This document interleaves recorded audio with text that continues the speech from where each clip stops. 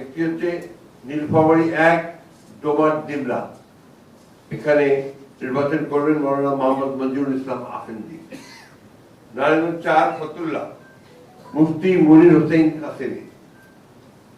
সিলেট 5 জকিগঞ্জ কারাইঘাট মৌলানা Mohammad Ubaidullah Faruk.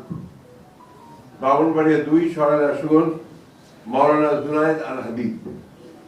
এই আসনগুলোতে আমাদের কোনো প্রার্থী থাকবে না। এবং ইতিমধ্যে আমাদের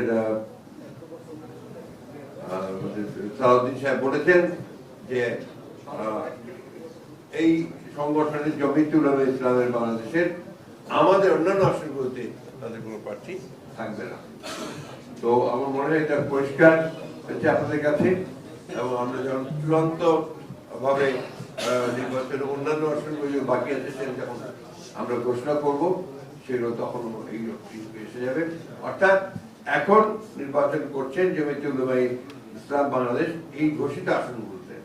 এ ব্যাপারে আপনাদের সেখানে আমাদের কোনো প্রার্থী থাকবে না।